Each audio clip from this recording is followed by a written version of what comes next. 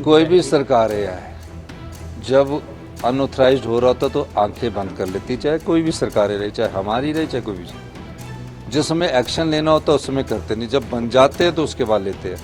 मेरा ध्यान इसमें है कि कहीं भी कोई भविष्य में अनऑथराइज कंस्ट्रक्शन करे तो उस तुरंत प्रभाव से उसको रोका जाए, किसकी जिम्मेदारी तय की जाए। अब इतनी अनऑथराइज कंस्ट्रक्शनें हो जाती है, फिर बाद में राजनीतिक दबाव पड़ता है, फिर उनको रेगुलाइज करने की बात होती है, कोई एक स्टोरी कर देता, 2 स्टोरी बढ़ कर देता है। हिमाचल प्रदेश की राजधानी शिमला के संजौली में मस्जिद में अवैध निर्माण का मुद्दा गरमाया हुआ है। हिंदू संगठन विरोध प्रदर्शन कर रहे हैं, वहीं मुस्लिम समुदाय का इसे लेकर अपना तर्क है। इस बीच इस पूरे मुद्दे पर मुख्यमंत्री सुखविंदर सिंह सुक्खू का बयान भी सामने आ गया है। उन्होंने इस मुद्दे पर क्या कुछ कहा, सुनिए।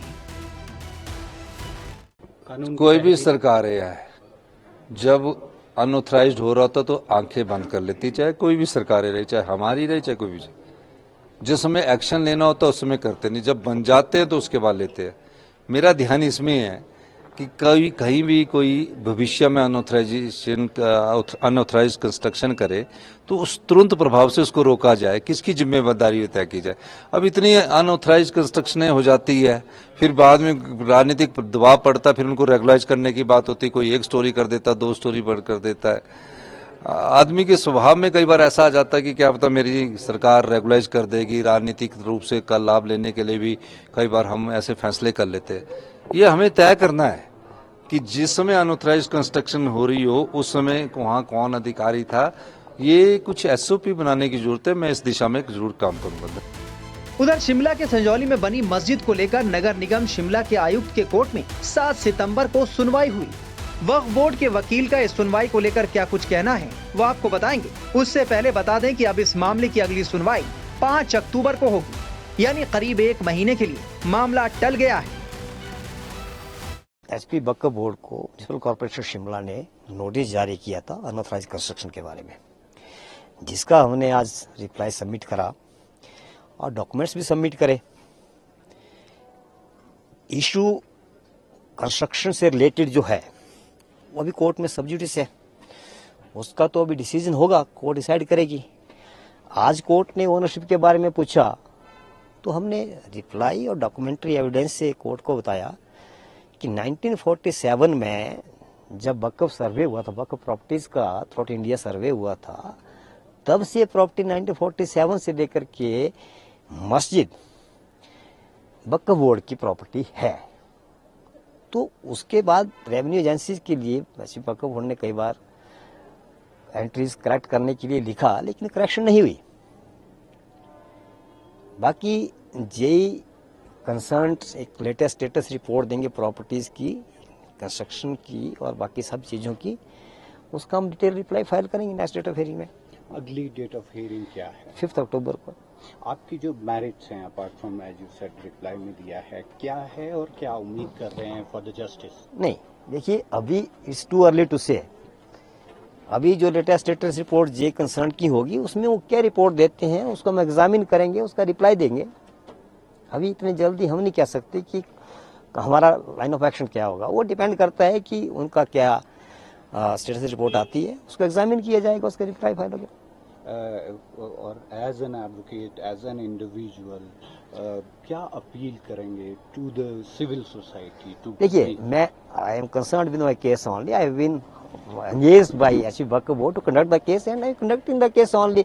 I can't comment so far as this all is happening.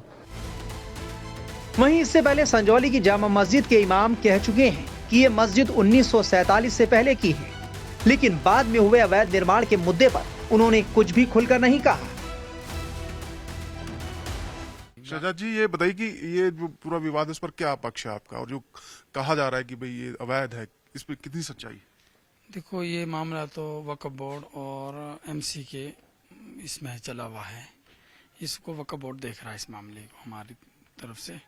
और बाकी जो ये विवाद फैला है, ये जो मलियाना में लड़ाई झगड़ा हुआ है, कुछ शरारती लड़कों ने जो है हमारे एक हिंदू भाई है उनको चोट पहुंचाई है, उस मामले को यहाँ तक मस्जिद से जोड़ा गया है। ये थोड़ा अफसोस की बात है, क्योंकि प्रशासन जो है पूरी अपना कार्रवाई कर रहा है। उन लड़कों के ऊपर FIR भी हो गई है तो लिहाजा जो मस्जिद के लेकर जो मसला है वो मसला तो एमसी में पहले से चला वही है जी। तो क्या ये जो आरोप है कि भाई ये अवैध तरीके से बनाई गई, इसमें कितनी सच्चाई और क्या आपका पक्ष क्या है इसमें कि कितनी वैध है कितनी अवैध है? असल में ये तो सब वक्फ बोर्ड देख रहा है, तो हमारा काम तो सिर्फ नमाज पढ़ाना है मस्जिद में, बाकी काम वक्फ बोर्ड जो है वो देख रहा है इस मामले को। वक्फ बोर्ड की मस्जिद है ये, ऐसे भी नहीं कि नई मस्जिद बनी है, ये 1947 से पहले की मस्जिद है। मुझे 20-22 साल यहाँ नमाज पढ़ाते हुए हो गए हैं, तो पुरानी मस्जिद थी। आस पड़ोस सब जानते हैं कि मस्जिद पुरानी है जो हमारे 1947 से पहले की है। जी 1947 से पहले की। हमारे जो आस पड़ोस सब मालूम है, सब खेलते, जो बच्चों वाले भी हो गए हैं वो भी सब खेलते थे इकट्ठे, प्यार मोहब्बत से रहते थे, ऐसा कुछ नहीं। ये कहा हिमाचल प्रदेश के मंत्री अनिरुद्ध सिंह ने कि 2010 के बाद ये 4 मंजिला जो बने ये उसके बाद बने और इनकी अनुमति नहीं थी। ये वक्फ बोर्ड देख रहा, मैंने पहले भी अर्ज किया। हाँ जी, वक्फ बोर्ड। कुछ बाहरी लोग भी इधर आते हैं क्या? स्थानीय लोग तो चलो आप लोग हैं, आप कह रहे थे सालों से हम जैसे कह रहे हैं बाहर से लोग आए यहाँ बसे और यहाँ डेमोग्राफी चेंज हो रही है। असल में बाहरी लोग भी आए हुए हैं बाहर से, जैसे खरीदार हैं आजकल जो चेरी एक सीजन चलता है, चेरी के सीजन से लेकर लास्ट तक चलता है, सेब सीजन तक, ये बाहरी राज्य के तो लोग ज्यादातर खरीदने आते हैं। और इस मस्जिद से ताल्लुक है नमाज पढ़ने का। ढली मंडी है, पराला मंडी है, नारकंडा से लेकर, क्योंकि इसके ऊपर आपके लगभग 50 किलोमीटर से पहले कोई मस्जिद नहीं है, जो सब इसी मस्जिद से जुड़ते हैं। और ज्यादातर जो सेब खरीदार है और बाहरी राज्य के लोग भी आए हुए जो छापा फड़ी वगैरह लगाते हैं यहाँ पर, और दुकानें हैं की भी किसी को काफ़ी सालें भी हो गई हैं, मगर कुछ शरारती भी हो जाते हैं बीच में जो लड़के, जिनकी वजह से ये मामला गड़बड़ा गया है। तो मैं तमाम अपने हिंदू भाइयों से भी आग्रह करता हूँ एज ए हिमाचली कि हम प्यार मोहब्बत से रहने वाले लोग हैं, प्यार मोहब्बत से रहें। ये जो प्रॉपर्टी है ये किसी ऐसी नहीं, हमारी हिमाचलियों की प्रॉपर्टी है। तो स्थानीय लोग क्यों नाराज हैं? वो कह रहे हैं कि यहाँ पे जो लोग आते हैं वो उनसे उनको सुरक्षा का खतरा है। नहीं, असल में जब किसी को चोट पहुंचाओगे या किसी को चोट लगेगी तो कोई भी नाराज होगा। तो आगे ये थोड़ी नहीं आप या मैं कहीं भी, हम रोजी रोटी कमाने जा रहे हैं, अगर हम वहाँ पर गुंडागर्दी करेंगे तो नहीं, इसको ना कोई इजाजत नहीं देगा। ठीक है। हाँ, तो मस्जिद के इमाम हैं सजाद, वो कह रहे हैं कि यहाँ पर ये जो मस्जिद है 1947 से है और जो मामला है चाहे वो वैध निर्माण का या अवैध का, उसको वक्फ बोर्ड फिलहाल देख रहा है।